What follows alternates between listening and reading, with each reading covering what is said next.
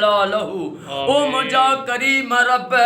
अज भूरल शाह बुखारी साईं जे दरगाह ते साईं आशिक़े रसूल साईं मोहम्मद रमज़ान मुग़ल साईं बाबा महबूब जी महफ़िल कराई लख सलवात पढ़ाई अॼु को मोहम्मद रमज़ान मुग़ल साईं जो ख़ैर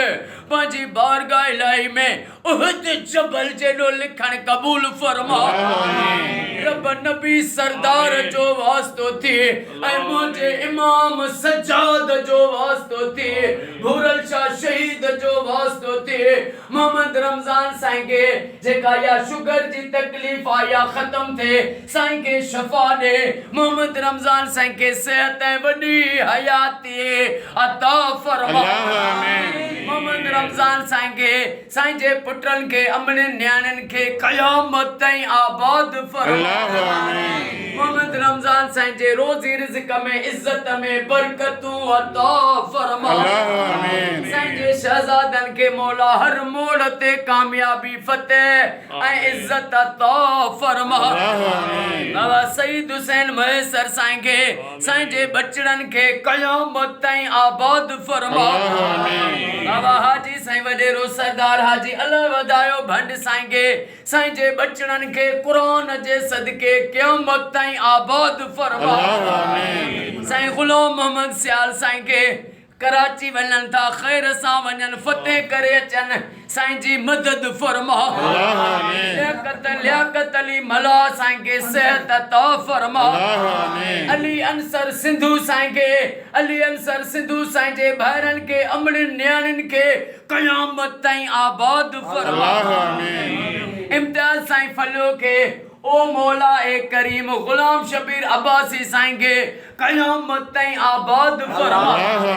इन दरगाह भूरल साईं जा जेके फ़क़ीर आहिनि ओ मौला इन्हनि जा क़यामत ताईं वेड़ा वसंदा रहनि हिननि जी रोज़ीअ में ज़ाहिरी ऐं ग़ैबी बरकतूं अता फरमा रब इमाम हुसैन जी नंढड़ी न्याणी अम्मा मासूम बीबी सकीना जो वास्तो थी इमाम हुसैन जे आख़िरी सजदे जो वास्तो थी ऐं चादर ज़ैनब जो वास्तो थी मुंहिंजी ग़रीबत दूर फरमा ओ मौला ए करीम मोहम्मद रमज़ान साईं खे रोज़ी में ज़ाहिरी ग़ैबी गंज अता फरमा अल्लाह जेके बीमार आहिनि उन्हनि खे शफ़ा अता फरमा बेरोज़गारनि खे रोज़ी अता फरमा बे औलादनि खे औलाद अता फरमा हर सुन्नी शिया मोमिन जे घर में लख सलवातूं पढ़ियूं वञनि या दुआ कबूल फरमा ईरान जी क़यामत ताईं हर मोड़ ते मदद फरमा जेको भी ईरान जो दुश्मन थे उनके निस्तो नाबूद फरमा ओ सोना शहीद भूरल शाह बुखारी असां तुझे दर सवाली अल्लाह जी दरबार में सवाली थी मोहम्मद रमज़ान साईं जे लाइ असां सभिनी जे लाइ रब जी दरबार में सवाली थी बेड़ो तार अल्लाह तोखे भूरल शाह बुखारी जो वास्तो थी अॼु असां सभिनी जो बेड़ो तार बाबा कुर्बान अली सतो साईं खे कुर्बान साईं जे अम्मा मुंहिंजी अम्मा जी जल खे साईं जे भाइरनि खे भेनरुनि खे क़यामत ताईं आबाद फरमा कुर्बान साईं खे मदीने ईरान इराक जी ज़ियारत नसीब कर अम्मा मिठी के भी ऐं मूंखे बि हिननि सां गॾु वञा या दुआ क़बूल फरमा इन्नल्लाह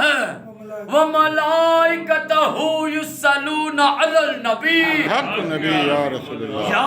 अय्युहल्लज़ीना आमनू सल्लू अलैहि ओ मौला साईं सईद साईं जो भा मुजीब हुसैन साईं महेसर साईं के इमाम सजाद जे सदके सेहत ऐं वॾी हयाती अता फरमा इन्नल्लाह व मलाइकतहू युसल्लूना अलल नबी हक नबी या रसूलल्लाह या अय्युहल्लज़ीना आमनू सल्लू अलैहि वसल्लिमू तस्लीमा अल्लाहुम्मा सल्लि अला मुहम्मद व आले मुहम्मद ला इलाहा इल्लल्लाह मुहम्मदुर रसूलुल्लाह